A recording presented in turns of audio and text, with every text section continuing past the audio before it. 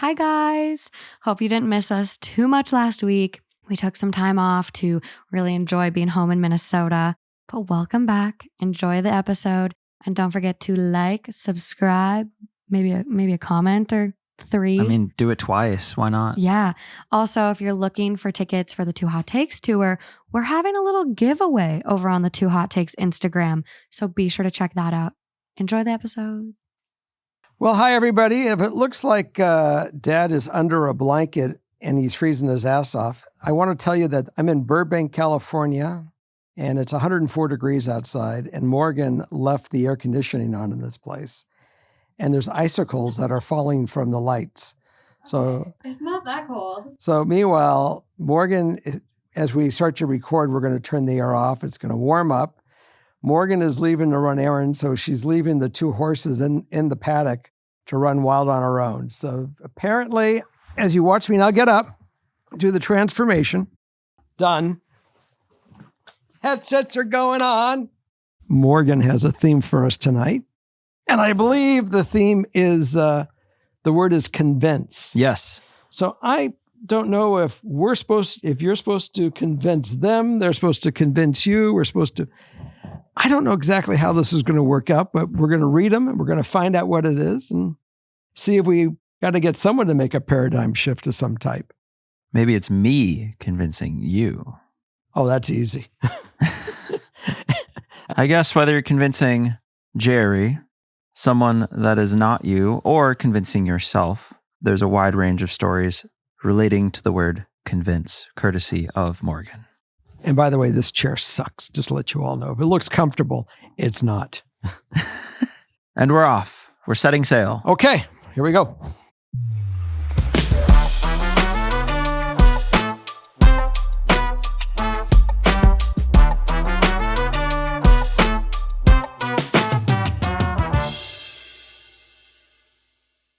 Number 1.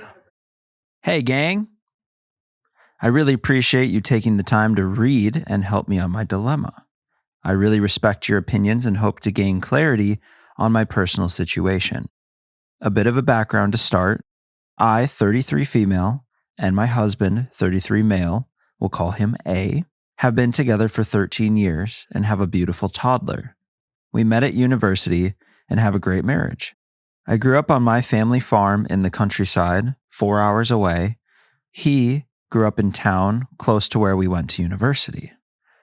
We currently live in his hometown in our house we bought 6 years ago. It's a nice area with good schools and job prospects, but is extremely expensive. Extending and buying a larger house is not a financial option. Since having our son, I've chosen to be a stay-at-home mom, which my husband is really supportive and taken on extra hours at work to compensate for our reduced income. My mom also has terminal cancer, husband is really supportive of me, and my son is going to visit/look after my mom for weeks at a time. Now into the problem. My parents are asset rich and cash poor and want to leave their house/farm to myself and my brother.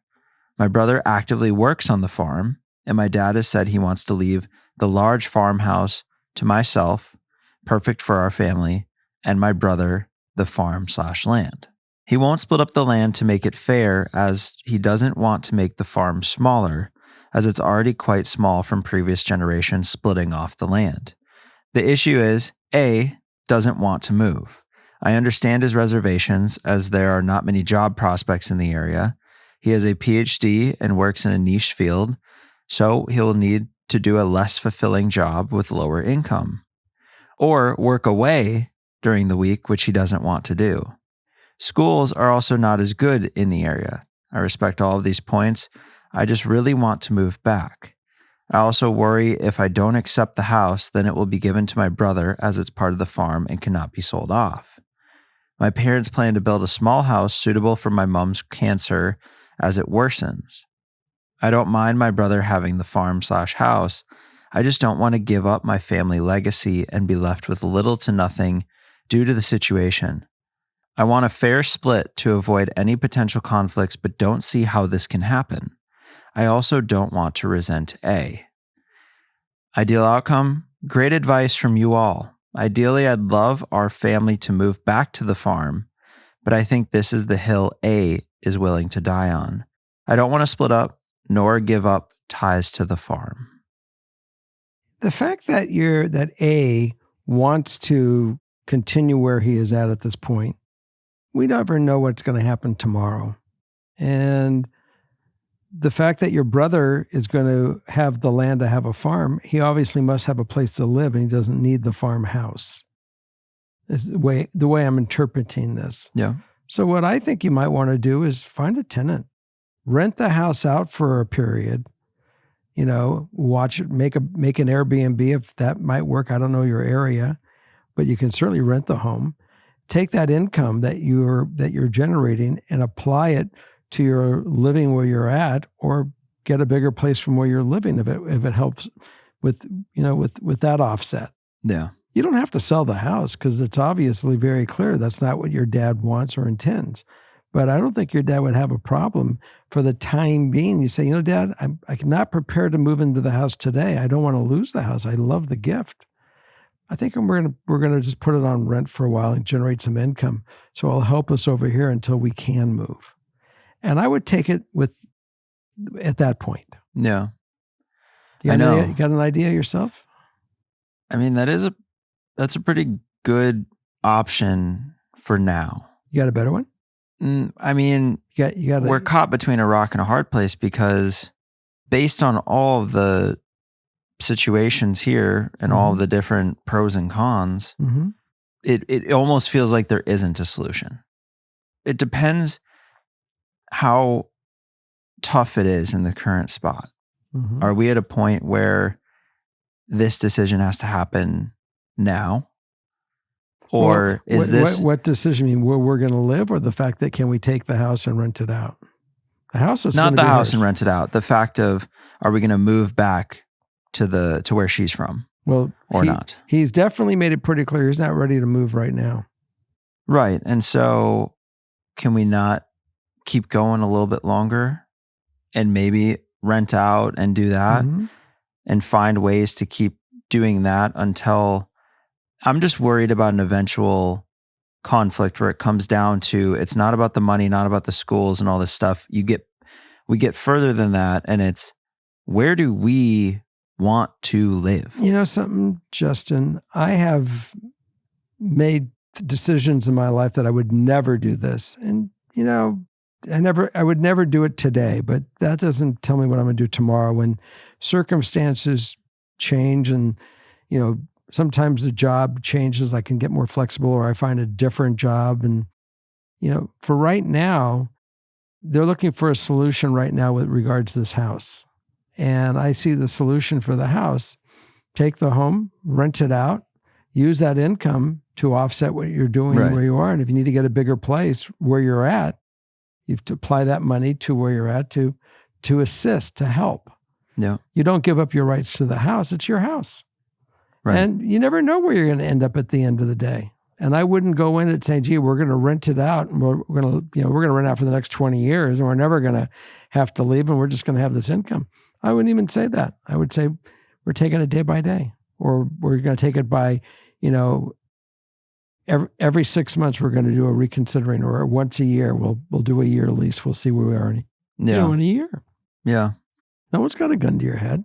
Look, when I got my place, I thought I was going to try to find a place, move out, and rent it out, or sell it. And I've come to terms right now, this is probably where I'm going to be for the rest of my life, which is totally 180 degree from what I was thinking. I realize that economically it works. Yeah. And it's fine. Yeah. I mean, there's ways to get by and do this for the next couple of years and then a couple more years, whatever it takes. But I really see the problem coming down to, where are you guys going to end up? When you take the schools and everything else out of the equation, where do you want to be? Because you, OP, want to move back home. But you think the hill he'll die on is, nope, I'm staying over here. So that's the bigger problem, is really, where are we going to end up? And if we can't come to an agreement, then I don't know, then one person's living where they don't want to, and that can bleed into other things. I think that things have a way of working themselves out with this kind of a case as we move forward in time. I don't think that anyone can say positively, I am going to be here for the rest of my life. I'm going to end up there in a year. There's too many moving pieces with these kids and life and whatever goes on. I think they just have to kind of just chill out, work on loving each other, work on, being comfortable. And if it gets to be a little too tight or a little this, together you guys are going to figure out, you just know that you got that ace in the hole. The ace in the hole is we got a house out in the country. Yeah. And that is our ace in the hole. That's true. The one last thing I'll add here from additional info, A doesn't want to try the move for a couple of years to see if we get on, as he's worried I won't move back. I would remove, I think that in the word of convincing, I think you have to just convince yourself that you just put it behind you for right now. Put this whole thing in idle mode and just know that you have the home and it's in your back pocket. No one's taking it. It's under your control. It's in your name. Just make sure that you take care of it, that you go out there periodically, make sure that whatever rent or lease you put on, that it covers the fact of some maintenance. Yeah.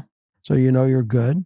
And that house is going to be there for you. And you just don't know where he is going to be in a year. Hell, I don't know. Do you know where you're going to be in 2 years, 5 years? No, that's how I live. I mean, life brings us curveballs.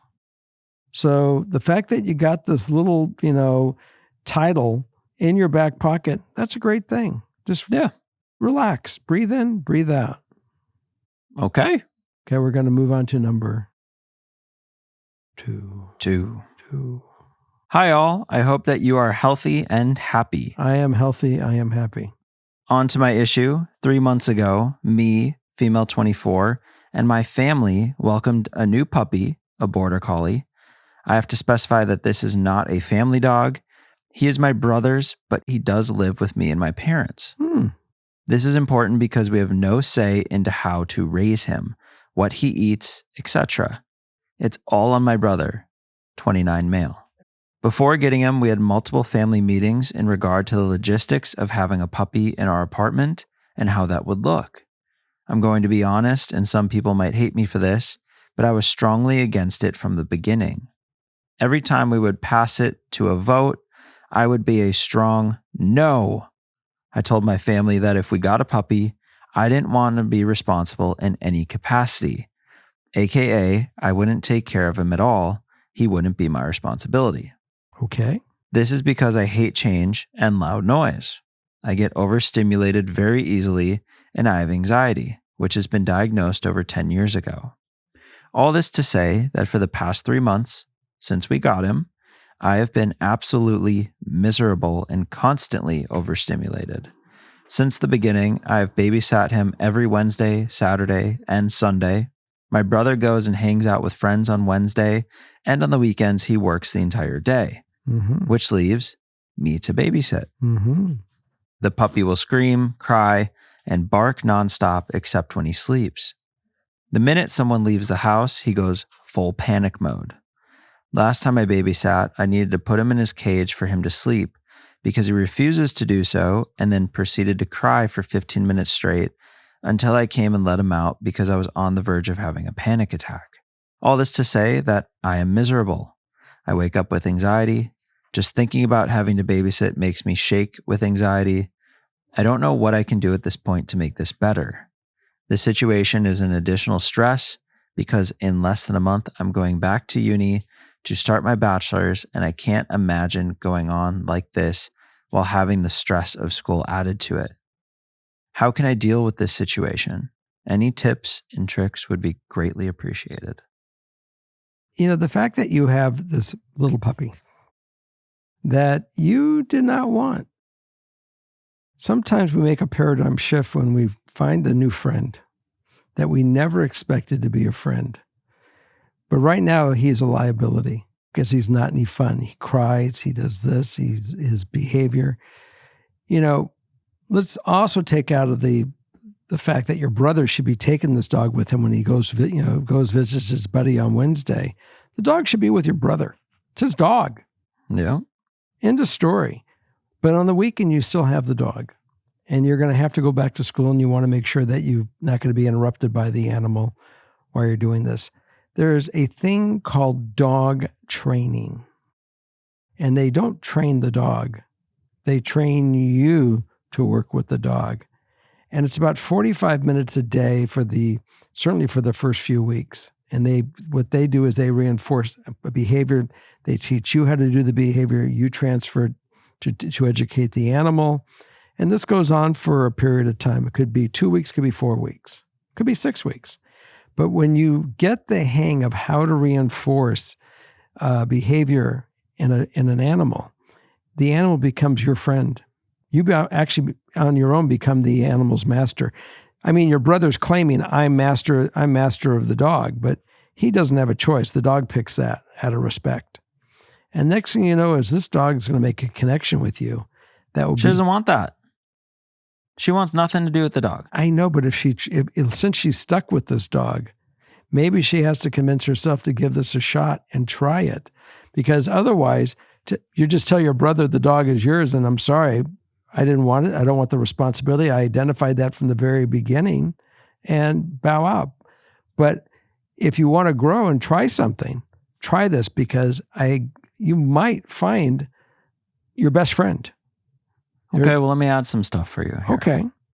Additional info, I am on a wait list for a therapist for other issues, but they estimate it will take more than 5 months for me to start because of the amount of people before me. Mm-hmm. I've told my family how I feel, and they tell me I can't keep taking it personally and to just not let my anxiety win. Additionally, because he is a border collie, we take him out each 1.5 to 2 hours for a walk or to play. Puppy is not yet walking around the apartment, but does have a large pen where he can play. I'm stuck with babysitting because my parents usually do the grocery shopping and take care of my grandma that has dementia. I do not want to move out. I live rent-free at my parents' and they assist with my uni costs, and the only thing they ask of me is to do my best at school. And finally, Puppy is enrolled currently in the best school my country offers. Right. The dog's enrolled in school, but that doesn't help because I've been through training, and I remember they trained me. I work with the animal, and it really became a surprisingly strong connection that blew me away. Well, I have a question. Sure. Why does the brother not start hiring a dog babysitter, a dog walker? There is no doubt this is the brother's responsibility. Especially when I get it's a puppy, and I get that's not always applicable, but pretty soon, dogs grow up pretty quick. Mm-hmm. And, this can't go on forever. And so it's got to fall more on him. Just needs to. I said in the very beginning, the dog is your brother's dog. The brother should be taking the dog with him on Wednesdays and being a master to the dog or a dad to the dog, however you want to look at it. Yeah. No excuse. It's the way it should be. But if this is not going to happen and his parents are not going to say the dog is out of here, take you and your dog and go, I'm trying to come up with a solution for her that she might find palatable, even though she may not think it's palatable today. And that's where we talk about, convincing or paradigm shift or however you want to look at this. The dog is innocent. He didn't bring himself there. Brother did. Mom and dad voted on it. You said no. And with all your objection, who did everyone hand it off to? They totally disrespected you. There's no doubt. They're all guilty. But you made it very clear you're not moving out. Right. So unless you're prepared to go, say, screw all of you, I'm moving out, and good luck with your dog.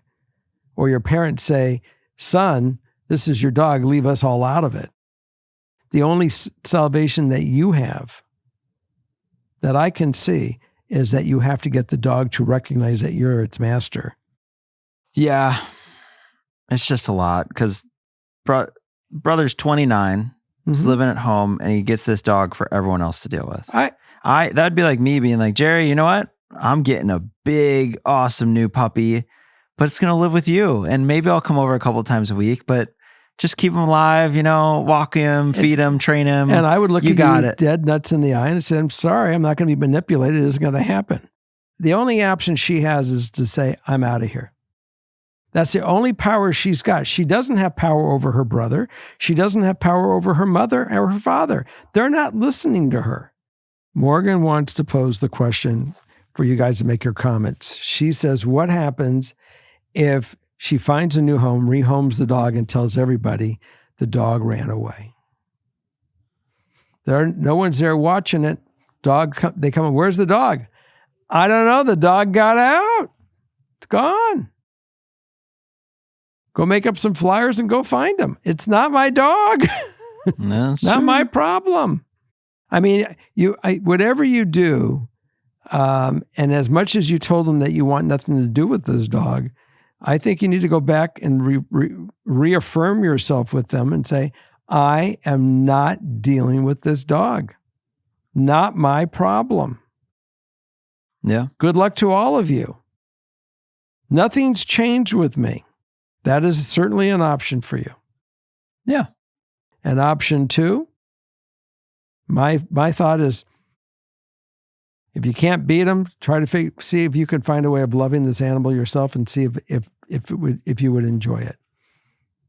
Because I have always said, when we got Holly, I said, no dog, no dog, no dog, no dog. Yep.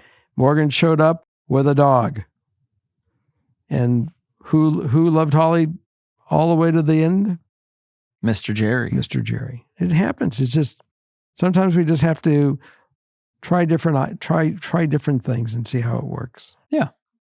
Okay. Well, let us know how you make out on this one. Yes. I know that you got Morgan very excited over there in the corner. She got very animated. Morgan is mad for the dog. And let us know how you do. Yes. Okay. One of this week's partners is Dipsea. Calling all my romance lovers. If you have read ACOTAR, 50 Shades of Grey, The Beach Read, The Spanish Love Deception, I have the perfect audio story app for you. Dipsea. Dipsea is perfect for the times where you still want a little spice. You might need a little jump start to get in the mood. Maybe you want to wind down with your partner, act out what you're hearing. I don't know, but Dipsea has everything to just help you relax, maybe practice some self-care. Dipsea is a female-founded app for spicy audiobooks and more. It was created by women for women, and they have over 1,000 spicy audiobooks, all crafted by a team of professional writers and top-tier narrators, from rugged cowboys to Scottish sailors, maybe even some fairy smut. They have fantasy, they've got teacher dynamics. Whatever your fancy is, you can have it tickled with Dipsea. And new chapters are released every week, so you're never going to get bored or run out of content. So if you're ready to try it for yourself, for listeners of the show, Dipsea is offering an extended 30-day free trial when you go to dipseastories.com/FKS. That's 30 days of full access for free when you go to dipseastories.com/FKS. dipseastories.com/FKS. Number 3. Are you sure? I am. Okay. Hi, FKS. Love you guys.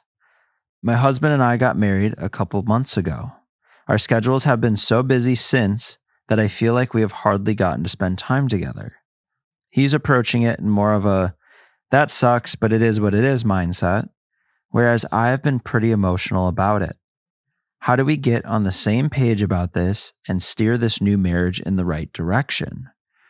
Ideal outcome, get on the same page as each other. The spark is definitely not gone, but I feel like we should be in the honeymoon stage right now, not the barely get to see each other stage. He works 80-ish hours weekly, and I work the typical 40-hour week, but these days sometimes don't align. And his work requires 2 to 3 nights away from home per week. There's an end in sight to the extended hours at some point soon, but sucks that this will happen as summer ends. Note, I am also the breadwinner. And how old are they? No mention. Okay. I'm glad that you're the breadwinner. And he obviously has a job that he's trying to respect and still do his part. And in marriages, sometimes things get tough. Your time is, you guys are a team. It doesn't always, come down to just being, fun and frolic. There is life. Life gets in the way. But you can find time where you can say, something, honey, in 2 weeks, we're going to take a day and we're going to do this and set that goal of what that day is going to be. And I don't care where we are, what we're doing, we are stopping and we're going to go enjoy taking our drive or going canoeing or going fishing or going to play pickleball or whatever you decide to have fun and then have dinner and have your night and have a date night. You can set that priority, but you can't do it without giving some heads up so he can actually work it in and everyone knows at work that it's not going to work this day because my marriage is a priority as well. Yeah, I mean, you start to look at life and what, everything means and the weight that everything has. And I think we can get so stuck in a work forward mindset that we start to forget some of the most important things, and we forget them and realize only once it's too late, such as a marriage getting to the point of falling apart because you've been so focused on everything else, you kind of forgot to keep the relationship going. It can happen with a parent, a grandparent, friends, where you lose touch and they're there, but you're so busy focused on all this other stuff. And then maybe that you lose them. And then you're like, oh, well, I should have spent so much more time talking to them and spending that time. So it's interesting that he's taking the approach that it sucks, but it is what it is. And he kind of almost has to a little bit. I mean, 80-ish hour work weeks they're tough. That's a lot. I've done these. If that's 7 days, that's over 11 hours a day. That's a lot. You know that when I go out of town or when I come to this holiday season, I go around the clock. Right. And so how do you then find that balance from his side? In my relationships that I've had, and the last relationship I had was 2.5 years. And there were times where her job got her up at 5 a.m. I would take her to a train at 6, and I would see her at 8. But it wasn't going to be it wasn't going to be forever. It was a 6-month deal. Yeah. I sometimes during this time of year will go work literally 3 days, 24 around the clock to get these different projects done for all these different organizations for the holidays. And I just know that eventually they're going to be done and we're going to have our time together, and let's just shoot for that. But, I hope you can understand this is what my job is. And it's no surprise because I've had this protocol for a couple of years. If he never had an 80-hour week before you got married and all of a sudden you said, I do, and he says, I'm gone, that's something different. Right. But typically that's not the case, that people are, there's a protocol that they're pretty used to, and they know what happens at different times of the year or what the job may involve. Yeah. So I would just, look for the long game. This is a hiccup in the game. I wouldn't put a whole lot on it. Monitor what goes on, and certainly say to him, something, I know you need to work. I know you got all this stuff going on, but I want to let you know I need us. And I'm not going to bug you for the next week or the next week and a half, but 2 Sundays from now or 2 Saturdays or an overnight, we are going to take time for ourselves. Yeah. Well, and I need your help. Right. And the other side to what I was saying earlier, on the flip side of that, there's also an element to being a team. Like, we're locked in, we're married. This is a stage where we kind of need to grind through it, but it's all for the better. We have a lifetime to spend together. And this is what's best for us as a team right now, is to go out there, grind, get the money. And like you said, there's a little light at the end of the tunnel that comes soon at summer's end. And it's kind of just recognizing that, once you really commit with someone, you're married or you're committed for life, you're in a position where there's going to be, it's like a roller coaster. There's so many ebbs and flows, not necessarily your relationship getting worse and better and worse and better, more like you're just going to go through different stages as a team where, think when you have a kid and then it's like, we have so many stories on people just being so focused on the kid, they also forget about their relationship. You know what they call this? It's life. It is life. And I think it's just, you're in one of those periods where it just feels like it should be honeymoon and it should be all this. But I think just realize the reality of where you're at right now. And you have a lifetime, as long as you don't lose the love and the spark and everything and that chase. And everything the two of you are doing, just keep in mind you're doing it for the team. You're doing it for together, to make your lives better together. It's really what it is. It's for growing. And what you are the breadwinner today, but we never know about tomorrow. And he may, whatever he's doing, may come help one day when something may be awry in your job, because we all go through these job hiccups. It's just natural. And I've seen it on many different levels in relationships I've been in, my siblings' relationships. It's all, we're all professionals and we all kind of flip back and forth. So it's kind of a dual convince. It is. Convince yourself that we're in one of those busy stages and things are going to be fine. And then also convince him a little bit on his side, like, if we can get one date night or if we can do one thing. There's compromise. And set the bar low so that you guys can dedicate a specific time for each other. Make it realistic. That's all I can say. Make it realistic. But certainly know that you're doing this together. That's right. Another one of this week's partners is True Classic. It is so hard to find the right basics that have a premium feel and fit just right. That is, until you try True Classic. These are clothes that have a tailored feel, and the material. Oh my God. What have you thought of these? I'm wearing them nonstop. So comfortable, soft, and look good. My dad is notorious for wearing shirts for a couple days in a row. You might notice them on episodes. So a lot of times they're a little dirty. And these, he is really pushing to the limit. I think one of the ones he just got, he's worn for now 5 days in a row. We need to get more. We need to get more.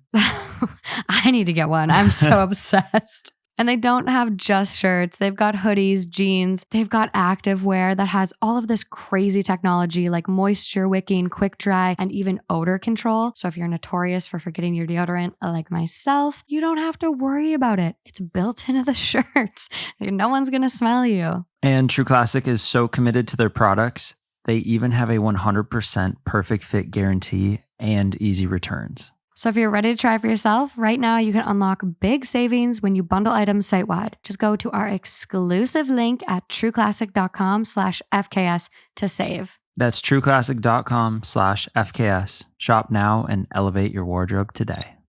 Okay, we're going to move on to number 4. Number four.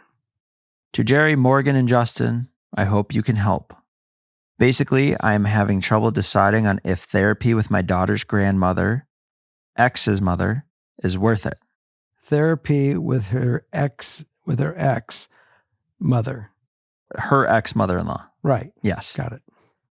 Little background. Daughter, 3, has never met her father as I've been no contact with him since before she was born. He was deemed a risk as he was abusive and threatening, and I was advised by police and DCFS to only allow access if determined by courts. I still maintained a relationship with her grandmother. However, this woman has, all caps, tested my boundaries. I could write an essay, but I'll keep to a few key examples. She commented that me being overweight could give baby autism. When pregnant with daughter, as she knew my son was being tested for ASD. Decided my daughter's sacral dimple, common birth defect, was nearly spina bifida, and I clearly didn't take folic acid or eat healthy enough.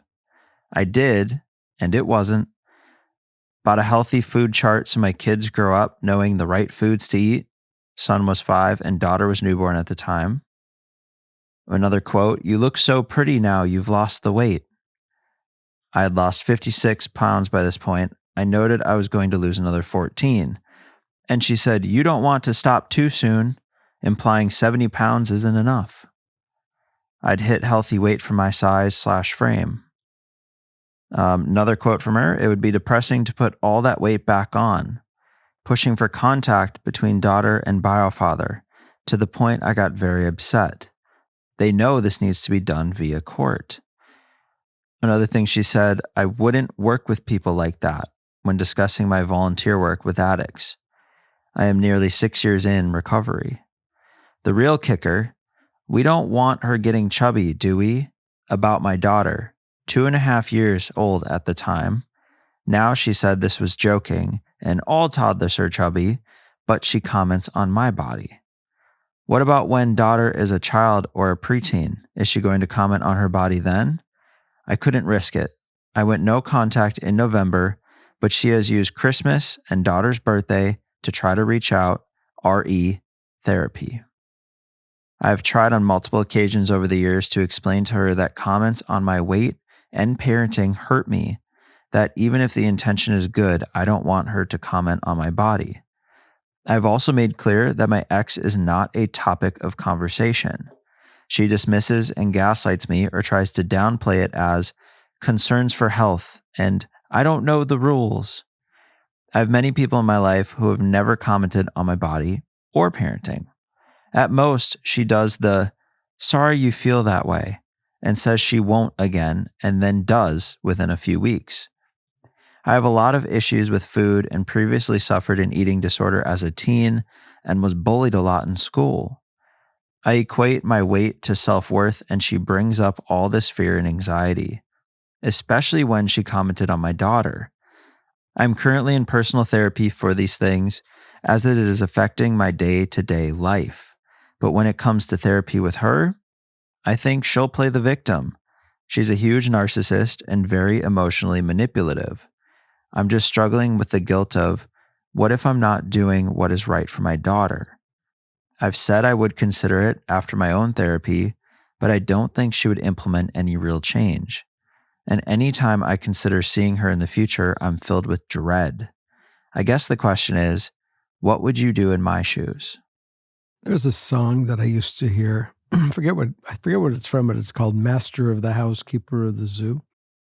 And you are the master of your house and the keeper of your zoo, and not your mother-in-law. And you have very, very appropriately defined boundaries. And she made fun of him in one point, and then she gets it. So there's the fact that she forgets or she doesn't understand it. We all know that's a crock of shit. Yeah. So she's not a child. But she's acting like one.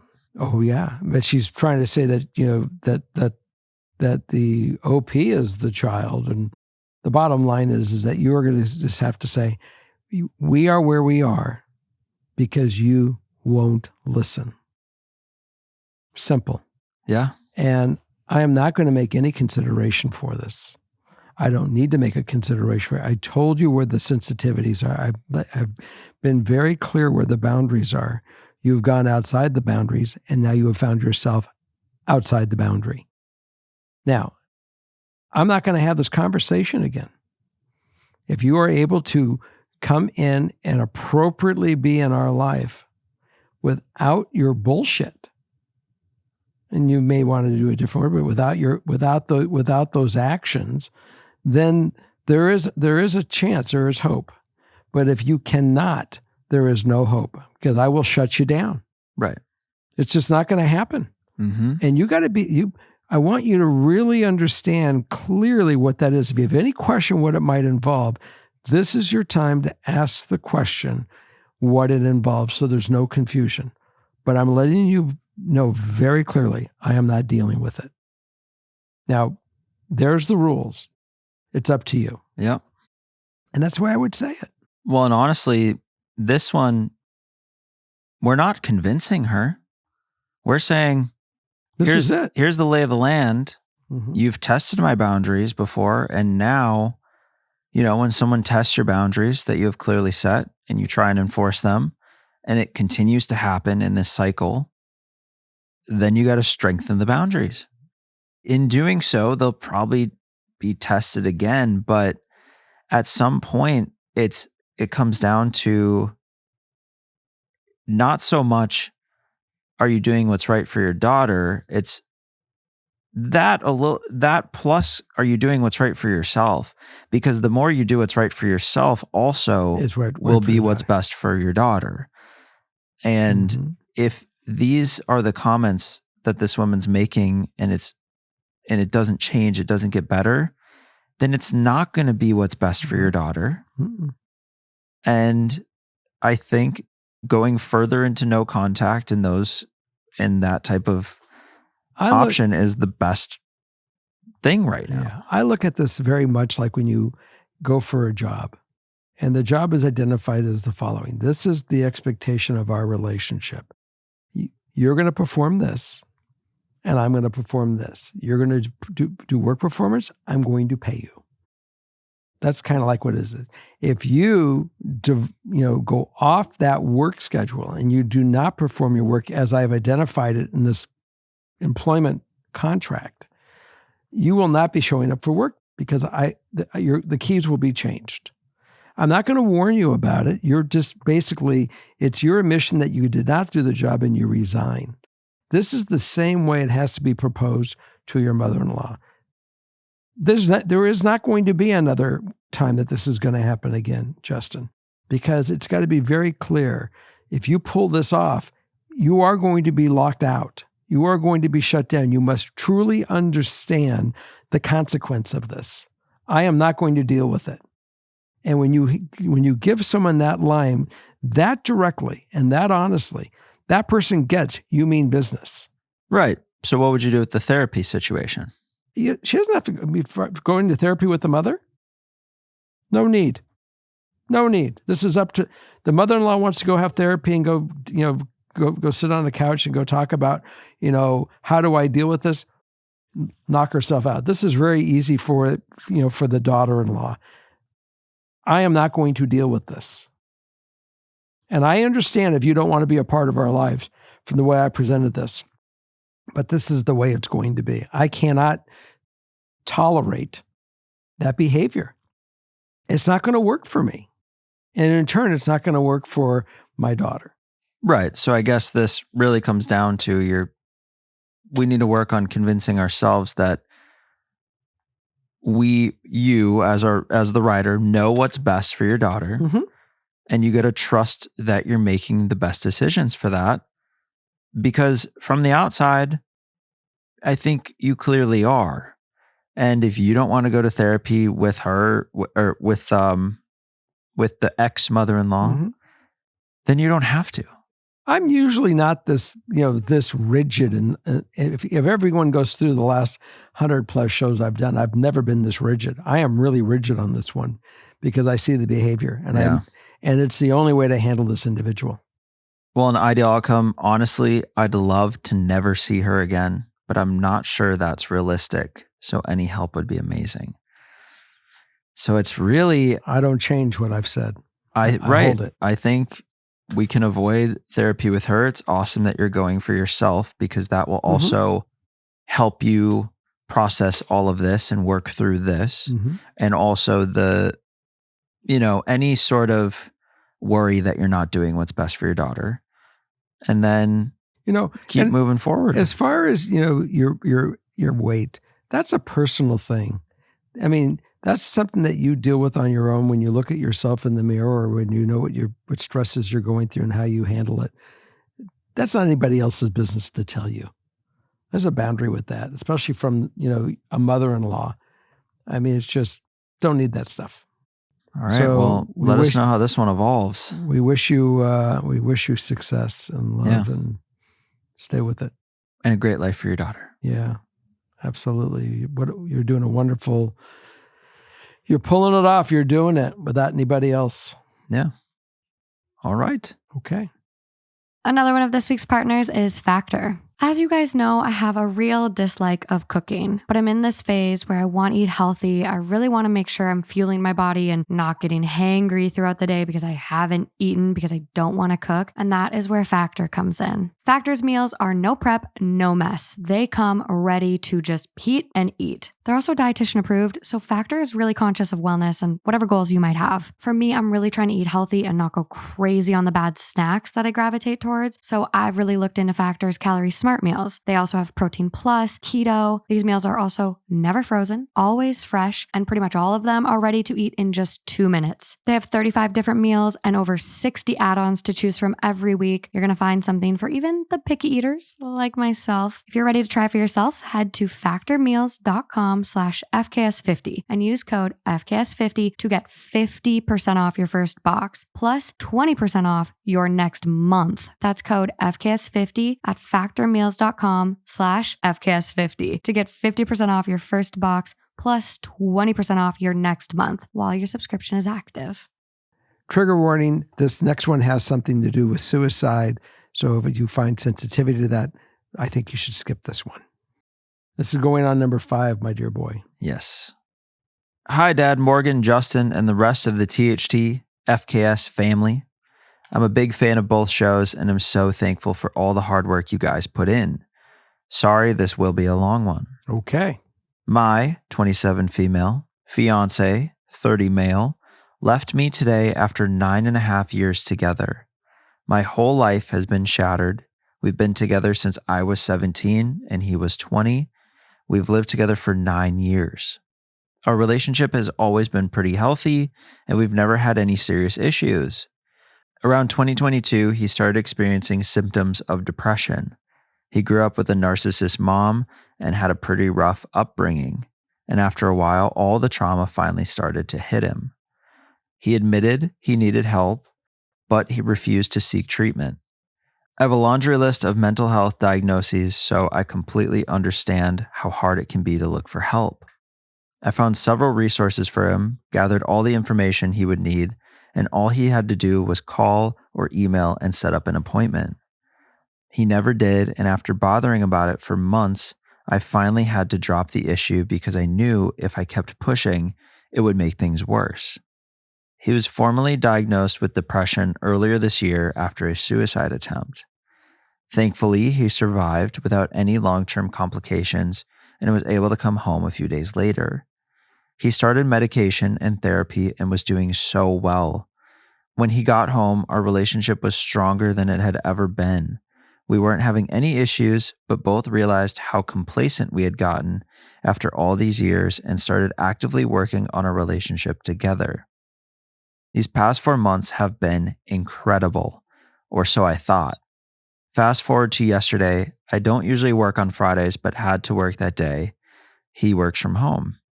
When I got to our apartment, I noticed his car wasn't in the parking lot and immediately knew something was wrong. I get inside and see all of his stuff is gone. I found a note with his ring. We aren't married, it was just a gift for him, saying that he needed to work on himself to heal from his trauma and he couldn't be with me anymore so he could focus on himself. That he still loves me but can't be in a relationship. How can you tell someone you love them after doing something like this? After 9.5 years, he couldn't even face me to tell me he was leaving. He left while I was gone because he was too scared if we talked in person or on the phone, he would convince himself to stay. He told me he had been planning this for weeks, found an apartment, and rented a moving truck without me knowing anything. Devastated doesn't even begin to describe how I feel. I'm completely broken. I feel so betrayed. I'm so angry, and I feel so disrespected that he didn't talk to me in person. I've never been alone before. I've come home to him every single night for the last 9.5 years. How do I learn to be alone? How do I learn to be a single adult at 27? I'm nearly 10 years behind everyone else my age as far as social and dating life. I've wasted the best years of my life with someone who doesn't respect me enough to even have a conversation about this. How do I move forward from here? I'm so broken and lost.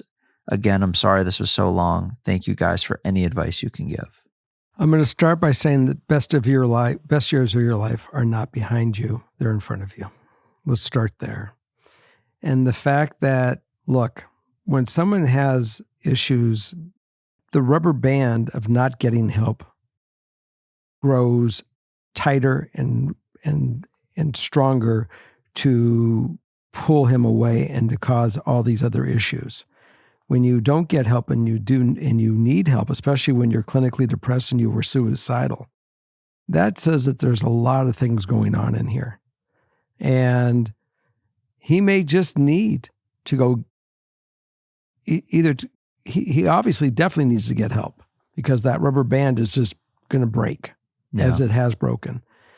And he is not looking to have you ride this train with him at this point. So that is a healthy thing that he acknowledges that. And you have to take that as a healthy gift at this point. I know it's devastating because you never had time to become your own person. You were, 17 or 19 when they started dating. 17. And you were a kid. And you guys became a couple as a kid. And so that codependency is very real with what you're doing. So this is actually going to be a great exercise for you to become your own woman.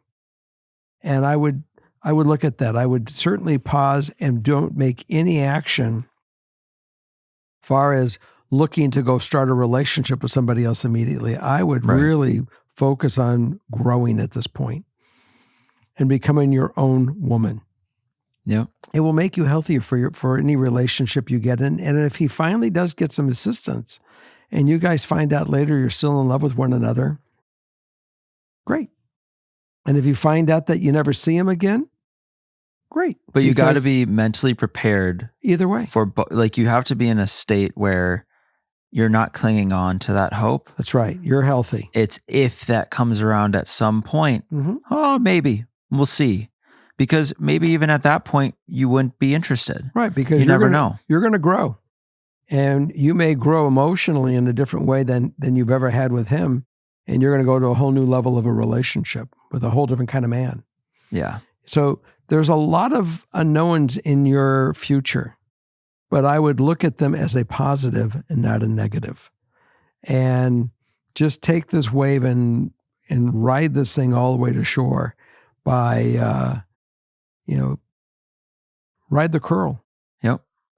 I think I say a lot with breakups, cheating, a lot of these stories is just find the little things that make you happy. One little thing a day, and take it one day at a time. Maybe a day is even a lot. Take it 1 hour at a time and just try to have something positive in that hour, whether you watch a funny video, whether you watch a show you love, you get outside, you go for a walk, just something different, and keep changing it. Keep yourself busy, and don't just, it's hard not to, but try not to sit and just feel it so heavy 24/7. Try and break up that hurt a little bit. And with time, I know it's so cliche, and I hate, I can imagine being in the position hearing someone. Time heals all. Yeah, because, everyone's on their own timeline as far as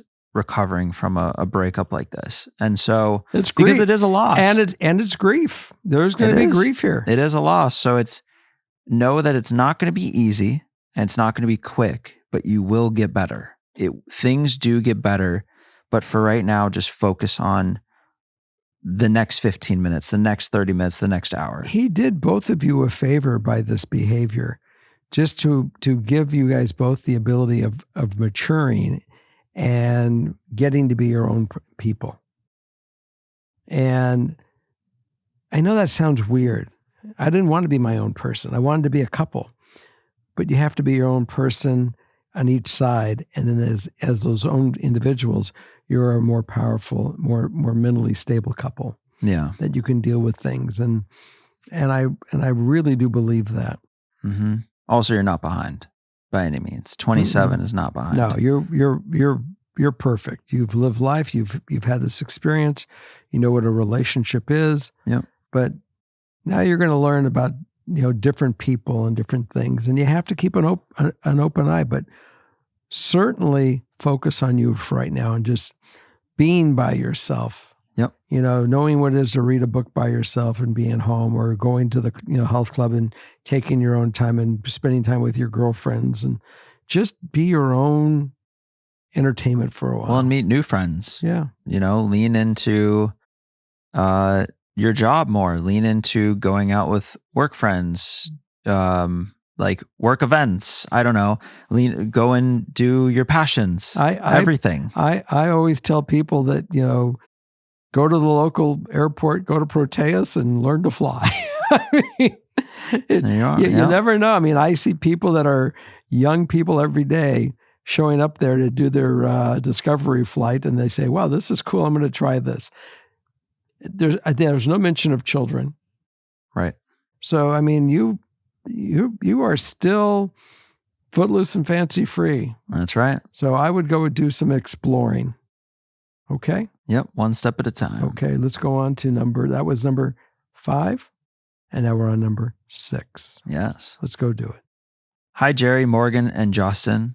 I've been listening to both pods every week on my way to work. I absolutely love them. On to my story. I, 26 female, recently got engaged to the love of my life, 28 male. While the engagement has been exhilarating and we've been over the moon, wedding planning is bittersweet. I'm confident in my partner. He's been by my side for over 8 years throughout the highest highs and lowest lows. We met first year at university abroad. 4 years ago, I had to go home for a funeral during my master's, and in my 2 weeks at home, my father passed away. Oh my goodness. I was home alone with him when he left us. It was very unexpected and traumatic. I had a dark period that therapy, my partner, and the girls dragged me out of. I've never been the same since, but I'd say I'd found a new normal about 2 years ago. I've come back to London to work. We travel, see friends. You couldn't tell anything was out of the ordinary from the outside. Telling people that we're engaged has been harder than I expected. The person I want to tell the most is not with me anymore. Mm-hmm. He loved my partner, and I know he would be so happy for me. I can hear his laugh and know he would just say, "Finally." He proposed while we were on vacation, and I convinced him to only tell people once we were home. My partner noticed the emotions, just the talks of wedding stirred emotions up in me. He is not pushing and happy to have a long engagement. I can't help but feel heartbroken and sad that my dad won't be there when I get married, when we get our first house, when I get pregnant and have a child. There are a lot of milestones ahead of us that I can't share with him.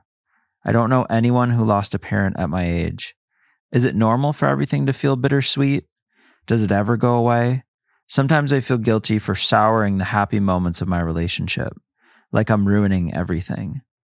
Even if he doesn't admit it, I know it affects us. Is it fair to him? He is not getting the picture-perfect fairy tale that he deserves.